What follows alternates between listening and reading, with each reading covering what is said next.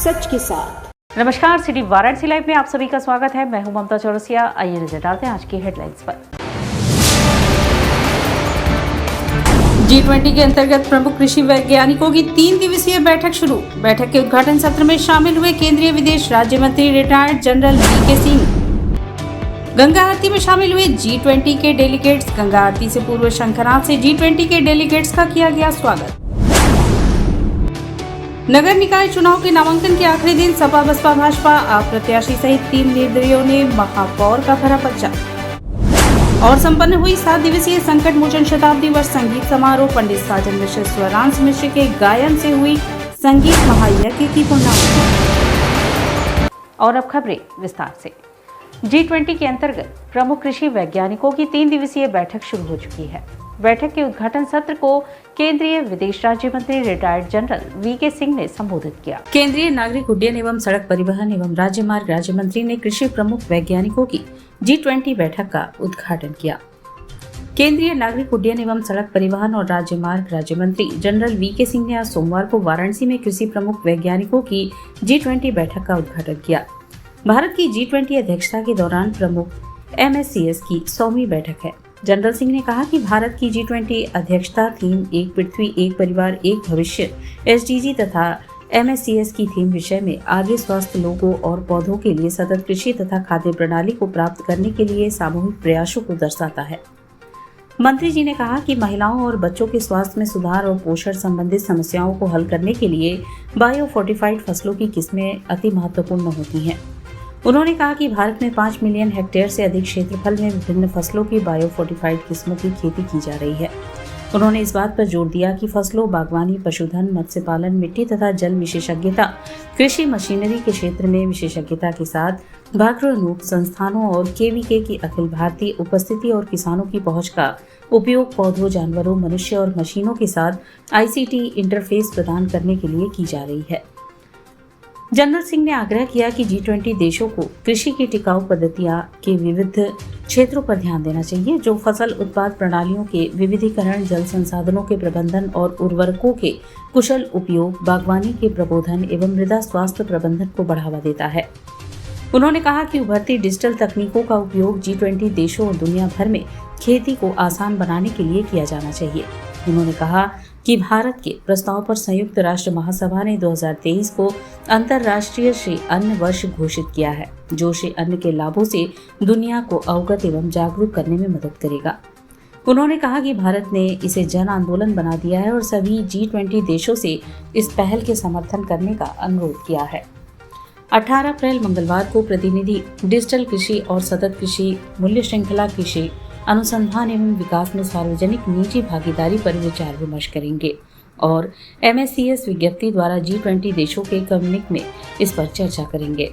इस अवसर पर G20 सदस्य देशों यानी ऑस्ट्रेलिया, अर्जेंटीना, ब्राजील, कनाडा, चीन, France, Germany, Indonesia, Italy, Japan, Mexico, Korea गणराज्य, रूस, सऊदी अरब, दक्षिण अफ्रीका, तुर्की, यूनाइटेड किंगडम, USA के लगभग 80 प्रतिनिधि और यूरोपीय संघ के अलावा आमंत्रित अतिथि देशों में बांग्लादेश, मिस्र, Mauritius, Netherland, Nigeria, Oman, Singapore, Spain, UAE, Vietnam तथा अंतर्राष्ट्रीय संगठन जैसे संयुक्त राष्ट्र, अंतर्राष्ट्रीय मुद्रा कोष, विश्व बैंक, विश्व स्वास्थ्य संगठन, विश्व व्यापार संगठन, अंतर्राष्ट्रीय श्रम संगठन, FSB, OECD अध्यक्ष क्षेत्रीय संगठनों के AU, ADA, NEPAD, आसियान और भारत द्वारा विशेष आमंत्रित सदस्य यानी अंतर्राष्ट्रीय सौर गठबंधन CDR और एशियाई विकास बैंक के प्रतिनिधियों ने भाग लिया।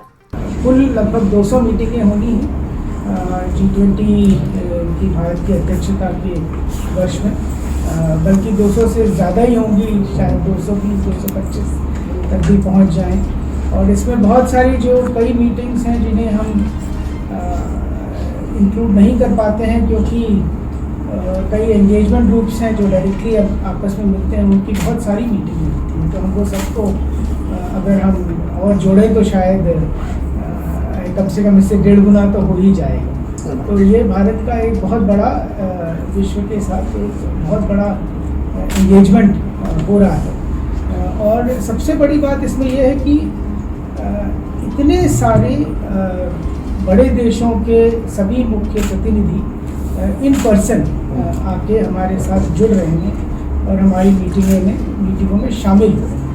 नगर निकाय चुनाव नामांकन के आखिरी दिन अपने पूर्व निर्धारित कार्यक्रम के अनुसार प्रत्याशियों ने नामांकन किया। उत्तर प्रदेश में चल रहे नगर निकाय चुनाव के लिए सोमवार को नामांकन के आखिरी दिन बड़ी संख्या में प्रत्याशियों ने अपना नामांकन करवाया। भारी सुरक्षा व्यवस्था के बीच वाराणसी नगर निगम के सभी जोनल कार्यालयों पर नामांकन संपन्न हुआ। इस दौरान नामांकन स्थल से 200 मीटर दूर ही सभी लोगों को रोककर नामांकन स्थल पर केवल प्रत्याशी अधिवक्ता के साथ प्रस्ताव को ही जाने की परमिशन दी गई। प्रथम चरण के तहत वाराणसी में होने वाले चुनाव के लिए नामांकन के आखिरी दिन वाराणसी के दशाश्वमेध जोन मनोज सिंह, मुन्नालाल यादव सहित तमाम लोगों ने नामांकन किया। इस मौके पर पुलिस के साथ उच्च अधिकारियों ने समय समय पर पहुंचकर गाइडलाइन का पालन कराया। जिन्हें पार्टी ने टिकट दिया है वे अपने समर्थकों के साथ झूमते नाचते नामांकन किए और जिन्हें टिकट नहीं मिला उन्होंने निर्दलीय यानी कि अपनी पार्टी से बगावत कर मैदान में उतर आए। समाजवादी पार्टी, कांग्रेस या बीजेपी सभी दलों में नाखुश पार्षद प्रत्याशियों ने बागी चुनाव मैदान में उतरकर ताल ठोकी है।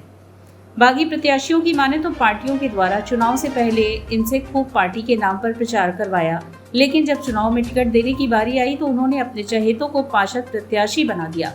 अनुमान यह आरोप सभी दलों के बागी प्रत्याशी लगाते दिखे। नामांकन करने वाले सभी पार्षद प्रत्याशियों ने अपनी अपनी प्राथमिकता बताते हुए अपने क्षेत्र की समस्याओं को गिनाया, तो वहीं कई पार्षद प्रत्याशियों ने अपने क्षेत्र में होने वाले और किए गए विकास को बताया। पर्चा दाखिल करने के लिए प्रत्याशियों का नगर निगम के सभी जोनल कार्यालयों पर गहमा गहमी का माहौल रहा।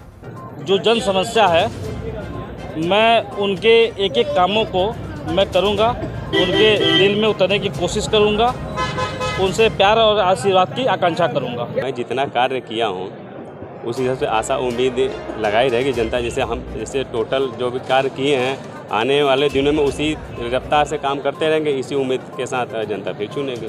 हमको पूरे क्षेत्र की जनता का समर्थन है हमको, और चूँकि इस बार पार्टी ने एक ही परिवार में 36 साल से टिकट देते आ रही है भारतीय जनता पार्टी, लिहाजा हम उसका विरोध करते हैं। ये प्रधानमंत्री मोदी जी भी यही बोलते हैं परिवारवाद में नहीं चलना है, लेकिन यहाँ के तथाकथित कुछ लोगों ने जो टिकट एक ही परिवार को 36 साल से देते चले आ रहे हैं, लिहाजा मैं इसके खिलाफ हूँ और ये मन बना के इसीलिए मैंने ये चुनाव लड़ने का निर्णय लिया। नव विकसित क्षेत्र है, उसमें आज के समय में मूल समस्या जल निकासी और सीवर की है, उसको हम लोग दूर किया जाएगा। शीर्ष नेतृत्व का आभार प्रकट करता हूँ कि माननीय मोदी जी के प्रेरणा से हमने जो भी विकास कार्य किए हैं, ऐसा नहीं है कि आप लोगों के बीच में नई प्रत्याशी हैं। नेवादा वार्ड की जनता ने इनको 2012 में भारी बहुमत से जिता के सदन में भेजा था और इनको वार्ड में और जनता का कार्य किस तरह से किया जाता है, कैसे संतुष्ट किया जाता है, सब अनुभव है और विकास कार्यों में इनकी भी सहभागी और भागीदारी रहती है। समाज के बीच में, जनता के बीच में एक ही निर्देश है, इसी उम्मीद से उतरूंगी मैं खड़ी कि महिलाओं के लिए मैं पिछले 15 वर्षों से काम करती आ रही हूँ। उम्मीद है कि आज भी भाई बहन हमारे सारे लोग साथ खड़े रहेंगे और आगे भी मैं इसी उम्मीद के साथ खड़ी उतरी हूँ और आगे उतरूंगी भी। रामनगर से वादा करता हूँ कि समाजवादी पार्टी को जीत दिला के अखिलेश यादव जी को और पूजा यादव जी को मजबूती प्रदान करने का काम करूँगा। आदरणीय मोदी जी ने इतना काम कर दिया है, सबको गरीबों को मकान दे दिया है, आयुष्मान कार्ड दे दिया है, गैस सिलेंडर दे दिया है, उन्होंने सब कुछ दिया है। कोरोना काल में जब पूरे विश्व के पास भोजन नहीं था तो उन्होंने फ्री राशन दिया। प्रयास करूंगा कि आपके सहयोग पे मैं पूरा 100% खरा उतरूंगा और कभी भी आपको निराश नहीं करूंगा। जब याद करेंगे आपका ये सेवक, आपका ये छोटा भाई, आपका बेटा हमेशा सदैव तत्पर और तैयार रहेगा। मैं भारतीय जनता पार्टी का निवर्तमान पार्षद हूँ और यह सीट फिर जीत करके जो है भाजपा की झोली में जाएगा। मोदी जी और योगी जी ने जो इस देश के लिए, प्रदेश के लिए कार्य कर रहे हैं, उसी कार्य को हमें आगे बढ़ाना है। नगर निकाय चुनाव के अंतिम दिन सपा, बसपा, भाजपा, आप प्रत्याशियों सहित 3 निर्दलियों ने महापौर का पर्चा भरा। नगर निकाय चुनाव के नामांकन के आखिरी दिन जिला मुख्यालय पर भारी गहमा गहमी देखने को मिली। अपने पूर्व निर्धारित कार्यक्रम के अनुसार समाजवादी पार्टी के महापौर प्रत्याशी ओपी सिंह अपने पार्टी पदाधिकारियों व कार्यकर्ताओं को साथ लेकर जेपी मेहता इंटर कॉलेज के समीप से साइकिल चलाते हुए जिला मुख्यालय पहुंचे व नामांकन किया। इस मौके पर शालिनी यादव, जिलाध्यक्ष सुजीत यादव, उमेश यादव, रितेश की स्त्री धनंजय यादव समेत बड़ी संख्या में समाजवादी पार्टी के पदाधिकारी व कार्यकर्ता मौजूद रहे। नगर निगम में पिछले 30 वर्षों से मुझे काम करने का मौका मिला और जो मैंने काम करके जो सीखा है नगर निगम में, यदि महापौर जनता बनाई तो वो सीखे हुए चीज़ों को निश्चित रूप से इस शहर के विकास में लाने का काम करूंगा, ये मेरा मानना है। भारतीय जनता पार्टी के महापौर पद के उम्मीदवार अशोक तिवारी अम्बेडकर पार्क स्थित रामाश्रय वाटिका से अपने पार्टी के पदाधिकारियों, मंत्रियों व कार्यकर्ताओं के साथ पैदल चलते हुए हर हर महादेव का उद्घोष लगाते हुए जिला मुख्यालय पहुंचे व नामांकन किया। इस दौरान ढोल नगाड़ों की थाप पर उत्साहित कार्यकर्ता अपने प्रत्याशी का माल्यार्पण कर स्वागत व अभिनंदन भी करते नजर आए। चुनौती जो गांव नगर निगम एरिया में आए हैं, सबसे पहले उनमें इंफ्रास्ट्रक्चर जो डेवलप करना है, 2 साल के अंदर वो शहर और देहात में जो हमारे वार्ड पड़े हैं कोई अंतर नहीं रहेगा, शहर के बराबर वहाँ भी सुविधाएं मिलेंगी। वहीं दूसरी ओर आम आदमी पार्टी के महापौर पद के उम्मीदवार शारदा टंडन 4 पहिया वाहन में सवार होकर जिला मुख्यालय पहुंची व अपने कार्यकर्ताओं के साथ नामांकन पत्र दाखिल किया। नगर निगम से सारे जुड़े हुए मुद्दे सब पे, जहाँ भ्रष्टाचार है उस पे पहले फोकस करना है, उनको खत्म करना है। नगर निगम सारे मुद्दे जुड़े हुए हैं, उन सब पे में काम करना है। बसपा के महापौर प्रत्याशी सुभाष चंद्र मांझी ने भी अपना नामांकन किया। नामांकन के पश्चात उन्होंने मीडिया से बातचीत में वाराणसी के विकास को लेकर बड़े दावे किए। बीएसपी प्रत्याशी सुभाष चंद्र मांझी ने यह भी कहा कि वाराणसी में कहीं विकास नहीं हुआ है, केवल विकास के नाम पर मरहम पट्टी की गई है। बनारस में कोई काम ही नहीं हुआ है, कोई काम नहीं हुआ है, केवल मलहम पट्टी हो रहा है। आप किस तरह से उसको जो है गहराई से देखा जाएगा, विचार किया जाएगा, अगर हम बनारस के महापौर बने तो। साहित्यकार रंगकर्मी व्योमेश शुक्ल को बनारस हिंदू विश्वविद्यालय व समाज द्वारा नागरी प्रचारणी सभा के प्रधानमंत्री चुने जाने पर सम्मानित किया गया। नागरी प्रचारणी सभा के प्रधानमंत्री चुने जाने पर साहित्यकार रंगकर्मी व्योमेश शुक्ल को बनारस हिंदू विश्वविद्यालय के विद्यार्थियों व नागरिक समाज द्वारा सम्मानित किया गया। इस चुनाव में व्योमेश शुक्ल ने जीत दर्ज की।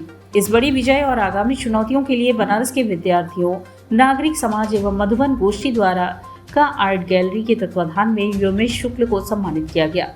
सबसे पहले नवनियुक्त प्रधानमंत्री और मुख्य अतिथियों को अंग वस्त्रम व तुलसी का पौधा देकर सम्मानित किया गया। तत्पश्चात संवाद का कार्यक्रम शुरू हुआ। इस दौरान व्योमेश शुक्ल ने कहा कि नागरी प्रचारणी सभा का हिंदी भाषा व साहित्य के विकास में एक महत्वपूर्ण हस्तक्षेप है। सभा के गर्भ से आधुनिक हिंदी का स्वरूप जो आज हम देखते हैं उसका जन्म हुआ है, लेकिन पिछले 5 दशकों से प्रबंध समिति का चुनाव न होने के कारण सभा भ्रष्टाचार की भेंट चढ़ चुकी है। बीते सालों के सभा के पदाधिकारियों ने सभा का राजनीतिक और स्वार्थ लाभ के लिए मनमाना ढंग से दुरुपयोग किया। अब जिम्मेदारी बनारस के नागरिक समाज की है। यह जिम्मेदारी बीएचयू के विद्यार्थियों और नागरिक समाज को लेनी पड़ेगी।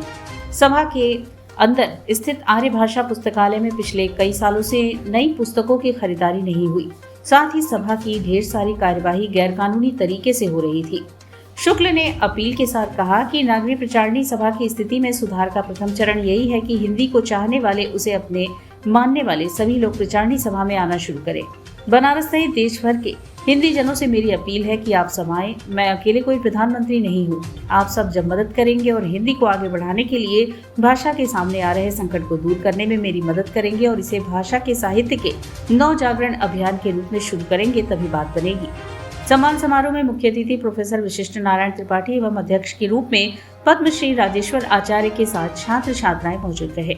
राजेश्वर आचार्य ने बातचीत में कहा, मैं कक्षा 5 से वहां जाता रहा हूं। मैंने अपने आंख से उसे बर्बाद होते देखा है। वहां हर तरह से लूट की गई और उसे बदहाल कर दिया गया। अब व्योमेश शुक्ल के हाथों में जिम्मेदारी है और इसलिए मुझे पूरा भरोसा है कि चीजें ठीक होंगी।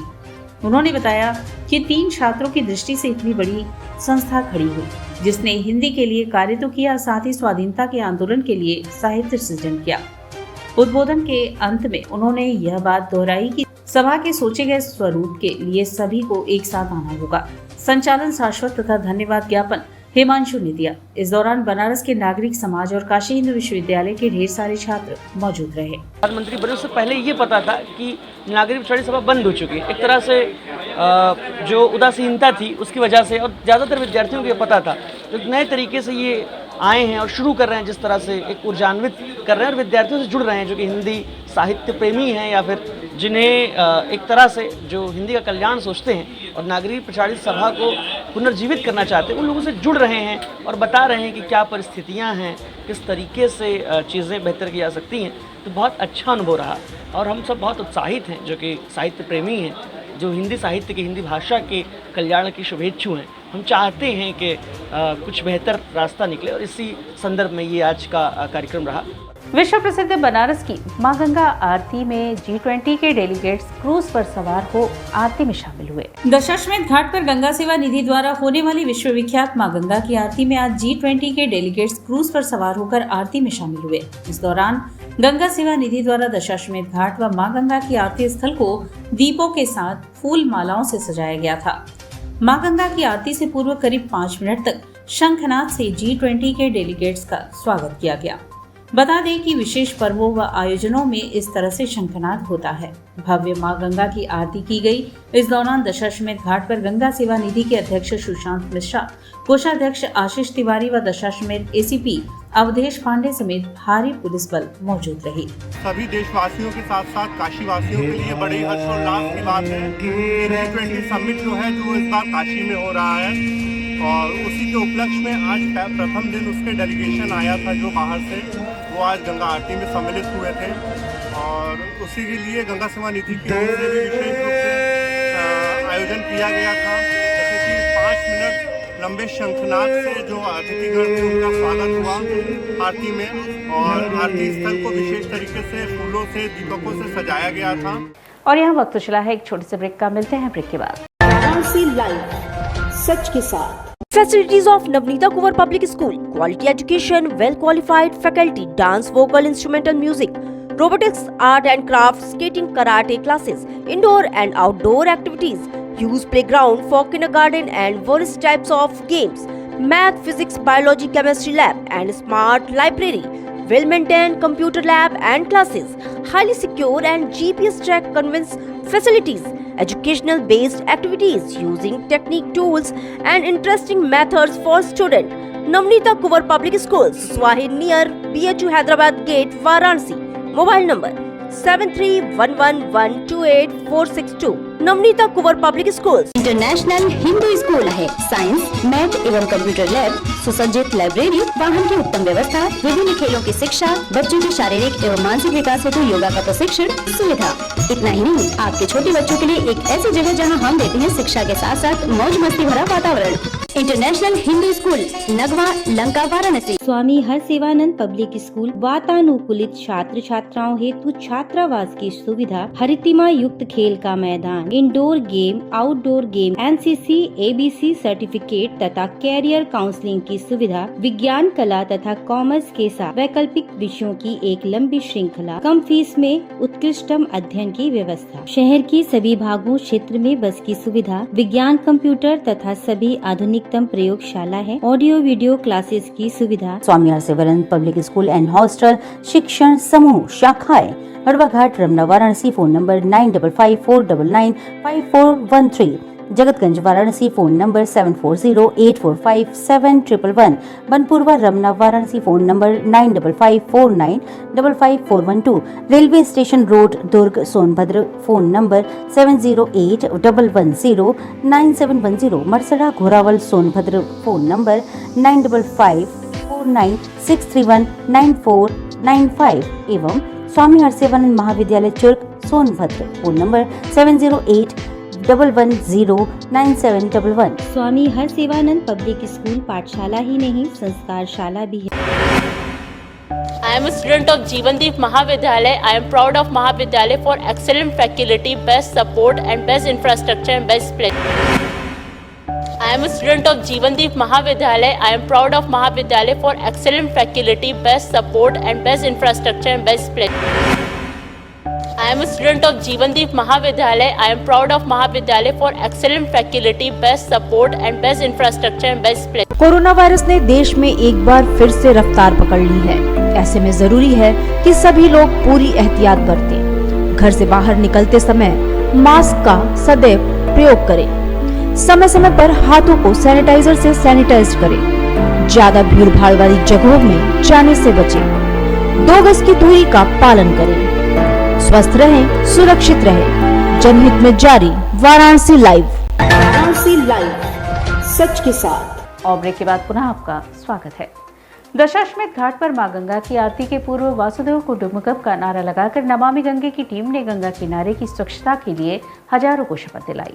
सनातन धर्म, आध्यात्म और संस्कृति के धरोहर की नगरी काशी में पधारे पर्यटक और काशीवासी भी G20 समिट से खासा उत्साहित है, जिसकी एक झलक G20 सम्मेलन के पूर्व रविवार को दशाश्वमेध घाट पर दिखाई पड़ी, जब काशीवासी और विदेशों एवं अन्य राज्यों से आए पर्यटकों ने G20 देशों के राष्ट्रीय चिन्ह लेकर नमामि गंगे और गंगोत्री सेवा समिति के सदस्यों के साथ भारत की शाश्वत पहचान, सनातनी संस्कृति की आत्मा मां गंगा की आरती उतारकर वैश्विक अर्थव्यवस्था की मजबूती के लिए आशीर्वाद मांगा।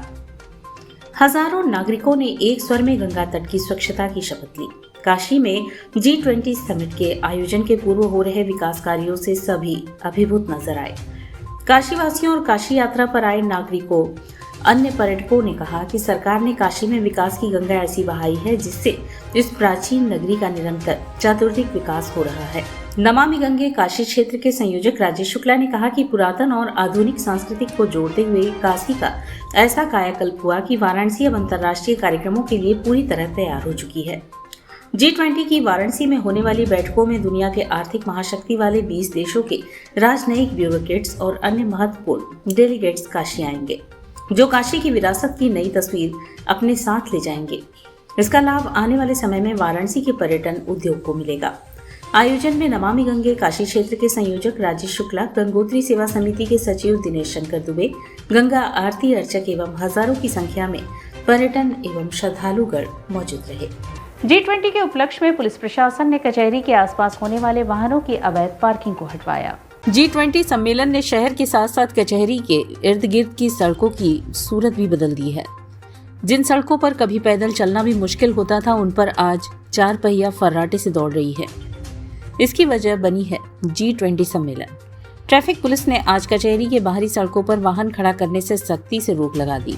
इसके चलते वकील और वादकारियों को वाहन स्टैंड की शरण लेनी पड़ी। कचहरी गोल चौराहे से सर्किट हाउस तक और दूसरी तरफ अंबेडकर चौराहे से आज चप्पे चप्पे पर पुलिस और पीएससी की तैनाती कर दी गई है।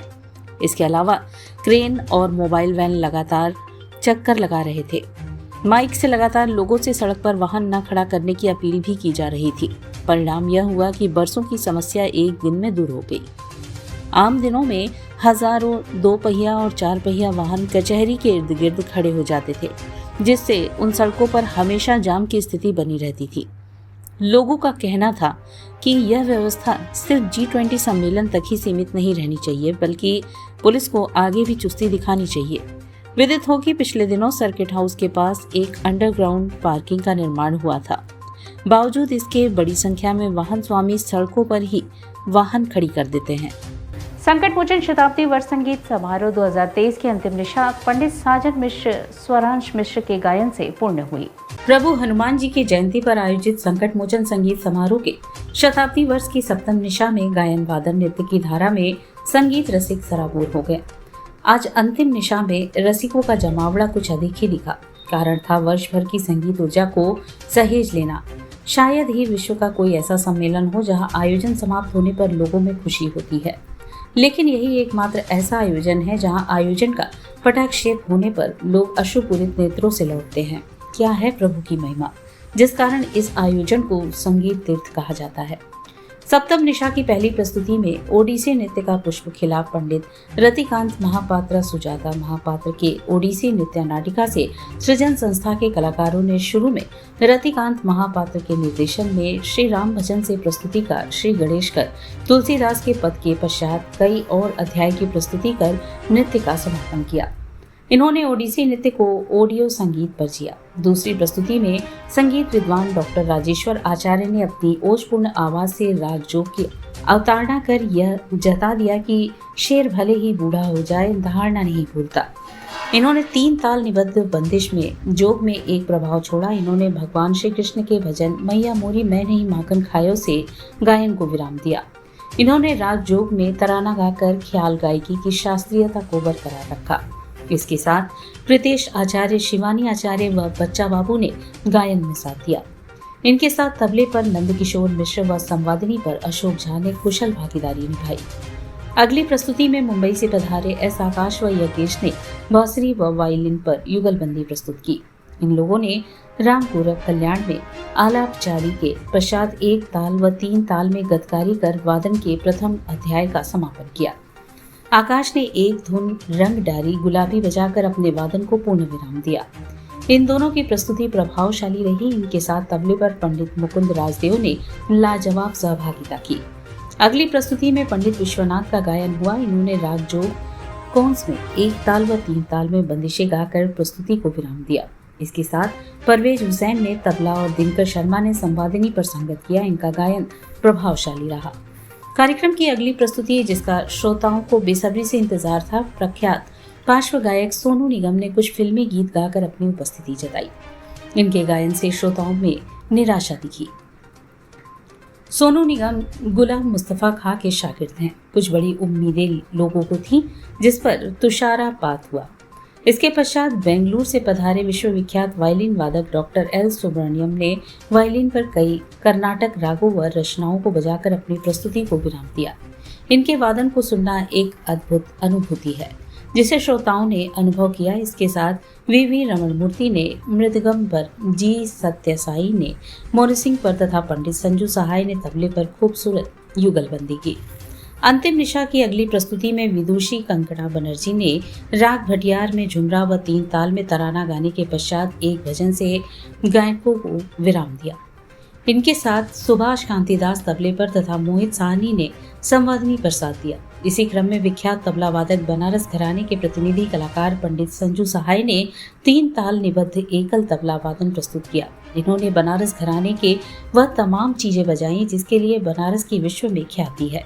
इनके साथ संवादिनी पर पंडित धर्मनाथ मिश्र व सारंगी पर विनायक सहाय ने साथ दिया। महायज्ञ की पूर्णाहुति हुई। राग भैरव के स्वर मंत्र से पंडित साजन मिश्र व पुत्र स्वरांश मिश्र ने भोर का प्रथम राग भैरव से गायन कर परवान चढ़ाते हुए और कई रागों व भजन से गायन को विराम दिया। इनके साथ पंडित संजू सहाय ने तबले पर, पंडित धर्मनाथ मिश्र ने संवादिनी पर तथा विनायक सहाय ने सारंगी पर इनका साथ देकर इस वर्ष के लिए विराम रेखा खींची। सप्ताह व्यापी कार्यक्रम का संचालन पंडित हरिराम द्विवेदी, साधना श्रीवास्तव, चंद्रिमा राय, जगदीश्वरी व सौरभ चक्रवर्ती ने किया।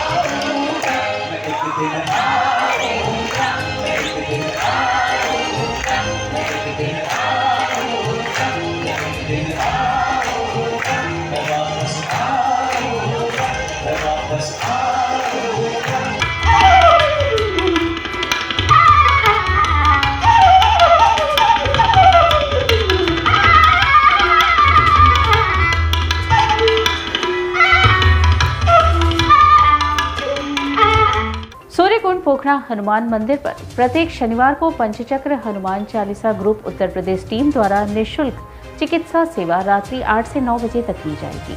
पंचचक्र हनुमान चालीसा ग्रुप उत्तर प्रदेश टीम द्वारा निःशुल्क चिकित्सा दवा वितरण शिविर का उद्घाटन हुआ, जो प्रत्येक शनिवार को रात्रि 8 से 9 बजे तक निःशुल्क दवा वितरण सूर्यकुंड पोखरा हनुमान मंदिर पर किया जाएगा। शिविर आयुर्वेद सीनियर डॉक्टर आर के सिंह MD व डॉक्टर BP सिंह डॉक्टर के नेतृत्व में होगा। इस अवसर पर सीता साहू, लक्ष्मी साहू, संजय मिश्रा, प्रमोद सिंह, प्रमोद ब्रह्मदत्त त्रिपाठी, अजय गुप्ता बच्चू, चेतगंज रामलीला समिति के अध्यक्ष पारसनाथ अमरनाथ चौरसिया, अशोक संजय यादव, नीलम त्रिपाठी, राजेश रावत, दिलीप कुमार आर्या, अशोक चक्रवाल, बाल गोपाल साहू आदि उपस्थित थे। हनुमान चालीसा ग्रुप उत्तर प्रदेश टीम की तरफ से प्रत्येक शनिवार को अपने यहाँ सूर्य कुंड पर 8 से 9 हनुमान चालीसा का कार्यक्रम हर शनिवार को विगत बहुत दिनों से करते आ रहे हैं। लेकिन इसी में हम लोगों ने स्वस्थ भारत मिशन के तहत जिन असहाय, शोषित, वंचित जो लोग दवा के अभाव में दवा नहीं कर पाते, उनके लिए हम लोगों ने यह तय किया कि हम लोग निःशुल्क आयुर्वेद की दवा उन सभी माताओं, बहनों, भक्तों को बांटेंगे। और हम लोगों ने विधिवत दवा बांटा। करीब 100 से अधिक महिला पुरुष ने दवा का लाभ लिया। और इसी के साथ सिटी वाराणसी लाइव का यह प्रसारण यही समाप्त होता है। ममता चौरसिया को दे इजाजत। नमस्कार।